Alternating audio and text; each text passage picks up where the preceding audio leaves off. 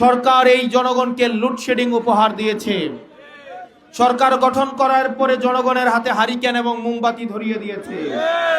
সরকারের প্রতিজ্ঞা ভাঙা, এই ভাঙার কারণে আমাদের এই জাতীয় যেই প্রত্যয়, জাতীয় আত্মবিশ্বাস এখন জাতীয় হতাশায় পরিণত হচ্ছে। সরকারি অফিসগুলো এখনো পর্যন্ত ঘোষ এবং দুর্নীতি থেকে মুক্ত হতে পারেনি। আজকে চিতলমারীতে দাঁড়িয়ে বাংলাদেশ একটি সংকটকালীন সময়ের মধ্য দিয়ে যাচ্ছে। এই সংকটকালীন সময়ে আমরা দেখতে পাচ্ছি দীর্ঘ ফেসিবাদের সময়ে পরবর্তীতে মানুষের যে আকাঙ্ক্ষা তৈরি হয়েছিল, সেই আকাঙ্ক্ষায় এখন হতাশায় পরিণত হচ্ছে। শুধুমাত্র সরকারের কমিটমেন্ট ভাঙা, সরকারের প্রতিজ্ঞা ভাঙা, এই ভাঙার কারণে আমাদের এই জাতীয় যেই প্রত্যয়, জাতীয় আত্মবিশ্বাস এখন জাতীয় হতাশায় পরিণত হচ্ছে। আমরা প্রত্যাশা করেছিলাম এই সরকার এসে একটা শক্তিশালী উপকূল ব্যবস্থা এবং সমুদ্র প্রতিরোধ এবং প্রতিরক্ষা ব্যবস্থা তৈরি করবে, তিন বাহিনীকে শক্তিশালী করার জন্য মনোযোগ দিবেন এবং একটি নেটওয়ার্ক সেন্ট্রিক ব্যবস্থা গড়ে তুলবেন।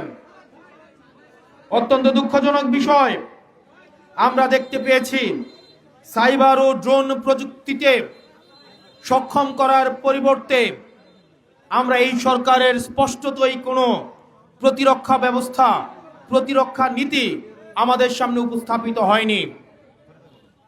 আমরা প্রত্যাশা করেছিলাম সরকারি অফিসগুলো ঘোষ এবং দুর্নীতি মুক্ত হবে।